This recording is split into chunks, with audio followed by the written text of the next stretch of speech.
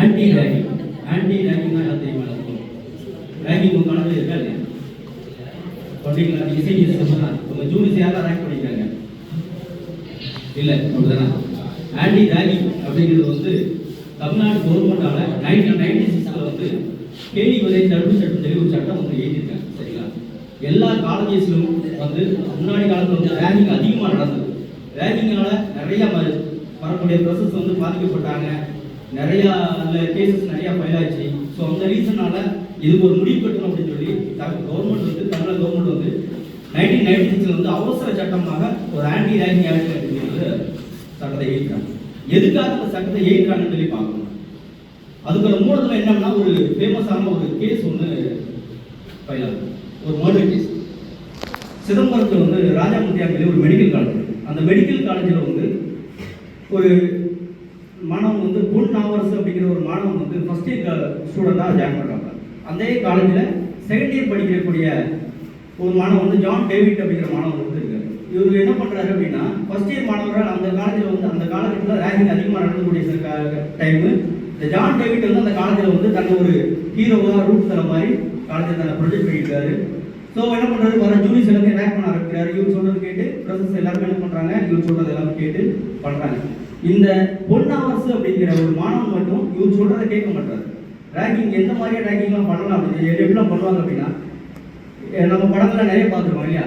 தரையில் நீச்சல் அடிக்கணும், பாட்டு பாடணும், அவனை சவுண்டு வெளியிடக்கூடாது இல்லையா?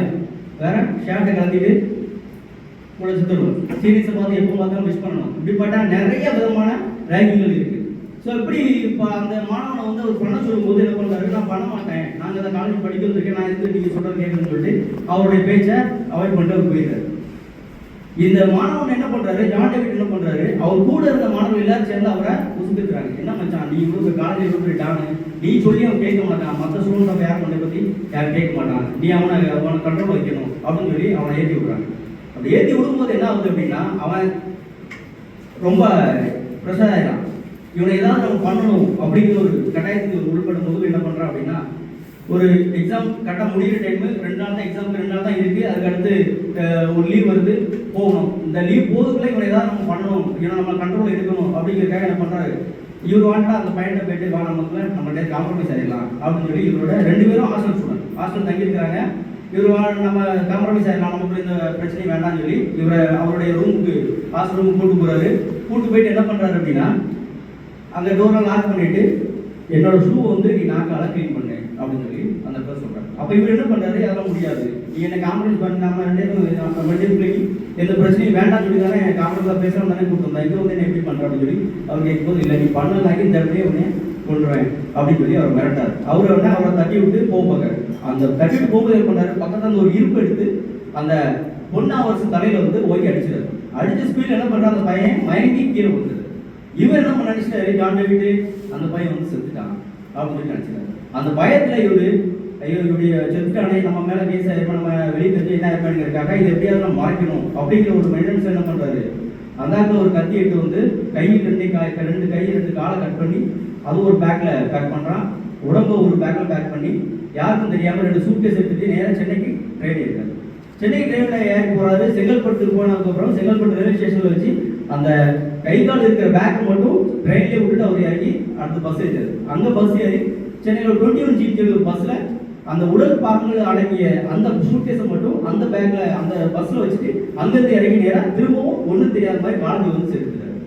ஸோ இப்போ என்ன அந்த கேப் என்ன பண்ணுறேன்னா, தலையை மட்டும் என்ன பண்ணால் காலேஜுக்கு பின்னால் உள்ள ஒரு குட்டையில் தலையை மட்டும் ஒரு கவரில் போட்டு போயிட்டார். இவர் என்ன பண்ண நினைக்கிறாரு, யாருக்கும் தெரியாது நம்ம பண்ணது அப்படின்னு சொல்லிக்கிற தைரியத்தில் இவர் வழக்கம் மூலம் காலேஜில் வந்து ஸ்டே பண்ணியிருக்காரு. அவங்களுடைய அந்த 2 நாளாக அந்த பொன்னவரசோடைய ஃபேமிலியிலேருந்து வீட்டு பையன் வாங்க சொன்னாங்க, வரலையேன்னு சொல்லி காலேஜ் நிர்வாகத்துக்கு போகும்படி கேட்குறாங்க.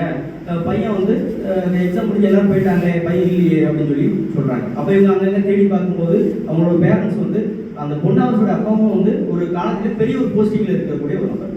அப்போ அவங்க என்ன பண்ணுறாங்க, காலேஜ் நிர்வாகத்தில் வந்து கேட்கும்போது வாட்ச்மேன் கேட்கணும்னு சொல்கிறாங்க, லாஸ்ட் நாங்கள் 8ஆம் தேதி நாங்கள் வந்து ஜான் டேவிட் கூட பொன்னவரசு போனதாக பார்த்தோம் அப்படின்னு சொல்கிறாங்க. அது போக ஒரு சில ஸ்டூடெண்ட் வந்து ஹாஸ்டல்லே ஸ்டே பண்ணுறாங்க. அந்த பசங்க கேட்கும்போது அவங்க 2 பேருக்குலாம் ஆல்ரெடி பிரச்சனைகள் இருக்குது. அன்னைக்கு சம்மர் நடந்த அன்னைக்கு இவங்க நம்ம பிரச்சனை வேண்டாம் சொல்லி 2 பேரும் அவங்க தான் உள்ள கை போட்டு அவங்க ரூம் கூட்டு போனான் அப்படிங்கிறது சந்தர்ப்ப சாட்சிகள் சொல்றாங்களா, இவங்க எல்லாருமே இவங்க தான் சொல்றாங்க. கூட லாஸ்டா பண்ணது யாரு? ஜான் டேவிட் கூட தான் 1 hours இருந்திருக்காரு அப்படிங்கிறத வந்து அசும் பண்ணி சொல்லி யாரும் சொல்லியிருக்காங்க. ஸோ அப்போ எல்லாத்துக்கும் டவுட் என்ன ஆரம்பி, ஜான் டேவிட் எங்க தேடும் போது இவருக்கு அதுக்குள்ள தெரிஞ்சிச்சு, ஒவ்வொரு நம்ம பண்ணது வெளியே தெரியாதுன்னு சொன்னா இவன் உயிர் பயத்தில் என்ன பண்றாரு, பக்கத்துல இருந்த ஒரு கோர்ட்டு போய் இவரே வாண்டடா போய் சரண்டர் ஆயிரு, நான் அப்படி வந்து ஒரு தப்பு பண்ணிட்டேன், ஒரு கொலை பண்ணிட்டேன் அப்படின்னு சொல்லி அவரே போய் சரண்டர் ஆகிறார். அந்த இதில் தான் என்ன பண்ணுறாங்க அப்படின்னா, அந்த பையனை ரிமாண்டுக்கு எடுத்து அவனோட கஷ்டம் எதுக்காக நடந்ததுங்கிறது 30 வாரம் கொடுக்குறாரு.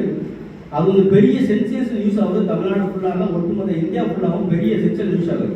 அந்த சமயத்தில் தான் தமிழ்நாடு கவர்மெண்ட் வந்து இதுக்கு ஒரு முடிவு கட்டணும் அப்படிங்கிறதுக்காக 1996 வந்து ஒரு சட்டம், அவசர சட்டமாக ஏற்றி 97 வந்து இங்கே நடவடிக்கை வருது.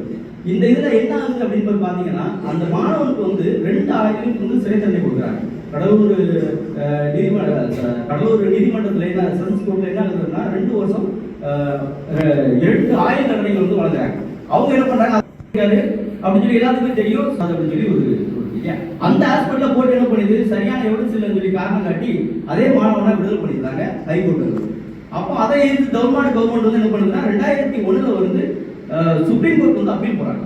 அந்த அப்பீல் என்ன வந்து 2011 வந்து சுப்ரீம் கோர்ட் என்ன சொல்றது அப்படின்னா, சந்தர்ப்ப சாட்சிகள் சர்வதேச எவிடன்ஸ்லாம் வச்சு இவரு தான் அந்த கொலையை பண்ணுது அப்படின்னு சொல்லி கீழ்கோர்ட்டு கொடுத்த அதே 2 ஆயுள் தண்டனையை வந்து மேல உறுதிப்படுத்தி அந்த மாணவன் தற்போது வரைக்கும் இன்னும் சரியில் இருக்கிறார்.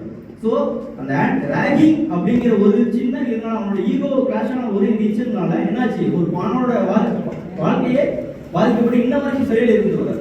ஸோ அந்த மாதிரி ஒரு நம்ம வந்து ஒரு ரேகிங்கிறது நம்மளை வந்து ஒரு பெரிய ஆளாக காட்டிக்கணும் ஒரு இதுக்காக பண்ணுறது வந்து என்ன ஆகும் அப்படின்னா, தன்னுடைய வாழ்க்கை ஒட்டுமொத்த மாணவனுடைய லைஃபையே அழிக்கக்கூடிய அளவுக்கு இந்த ரேகிங் வந்து இருக்கு. அதுக்காக தான் அந்த சட்டங்கள் இயற்றப்பட்டிருக்கு. ஒவ்வொரு காலேஜஸ்ல வந்து இப்போ வந்து எல்லா காலேஜஸ்ல ரேகிங்க்கு தனி அப்ரோட் பயன்படுத்திருக்காங்க. உங்க நினைக்கிறேன் எல்லா காலேஜுமே இப்போ கம்பல்சரி இல்லையா? ஸோ அப்போ அதுக்காக தான் எல்லாருக்குமே வாண்டடா எல்லாருமே இப்போ நான் ரேகிங் பண்ண மாட்டேன்னு நம்மளே ஒரு அப்ரோட் காலேஜில் ஜாயின் பண்ணும் போதே நம்ம கொடுக்குறோம்.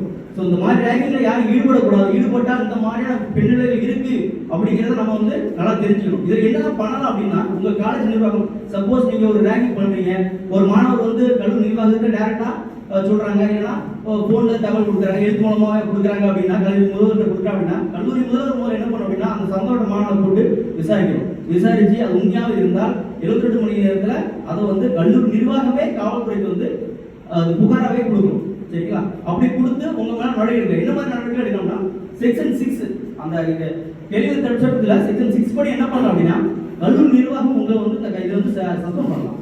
நீங்க இந்த காலேஜ் மட்டும் இல்லாம எந்த காலேஜிலும் நீங்க சேர முடியாத அளவுக்கு அதில் நடவடிக்கை எடுக்க முடியும். அதையும் மீறி நீங்க பண்ணீங்க, அதாவது அது தொடர்ச்சியா நீங்க கல்லூரி வழங்கத்துக்குள்ள மட்டும் ரேங்கிங் பண்ணலாமா, வெளியெல்லாம் பண்ணா தப்பு கிடையாது அப்படின்னு சொல்லி கிடையாது. கல்லூரிக்கு உள்ளேயும் பண்ணாலும் சரி, கல்லூரிக்கு வெளியே பண்ணாலும் சரி, ரேங்கிங் தான். கல்லூரிக்குள்ளேயும் வெளியே நீங்க ரேங்கிங் பண்ணி உங்க மேல கமெண்ட் ஆகுது அப்படின்னா, ஒரு செக்ஷன் 4 படி என்ன ஆகும் அப்படின்னா 2 வருஷம் சிறை தண்டனை கொடுக்கலாம், 10,000 அபராதம் கொடுக்கலாம். அந்த செக்ஷன் அதான் சொல்லுது. ஸோ நம்ம வந்து லாட்டா பண்ணக்கூடிய ஒரு சில விஷயங்களால நம்மளோட பர்சனல் லைஃப் டோட்டலா இங்கே பாதிக்கப்படுறோம் இல்லையா? இது உங்களோட லைஃப் மட்டும் இல்லாமல் அந்த பாதிக்கப்பட்ட நபரும் உங்களால் அஃபெக்ட் ஆக போகிறாங்க. ஸோ இந்த மாதிரியான செயல்கள் வந்து கல்லூரி மாணவர்கள் யாரும் ஈடுபடக்கூடாது என்கிறத நம்ம தெரிஞ்சுக்கணும். தெரியாமலே நிறைய விஷயங்கள் நம்ம பண்ணோம். இப்படிலாம் ஒரு சட்டம் இருக்குன்னு நம்மளுக்கு தெரியாது.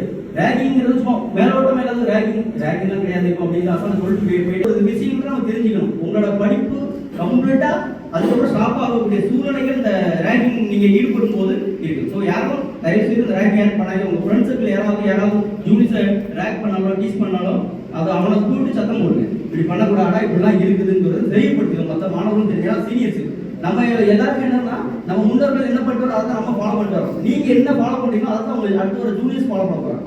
நீங்க ரேக் பண்ணுறத கற்றுக்கிட்டீங்கன்னா அவங்க ஜூனியர்ஸ் அதை கணக்கு பண்ணி ரேக் பண்ணுவோம். சரியா? ஸோ இந்த மாதிரி விஷயங்கள் யாரும் தயவு செய்து யாரும் ரேங்கிங்ல ஈடுபடாது. ஓகேவா? அனைவருக்கும் இதுவரை என் பேச்சுக்கிற அனைவருக்கும் வாழ்த்துறை நன்றி.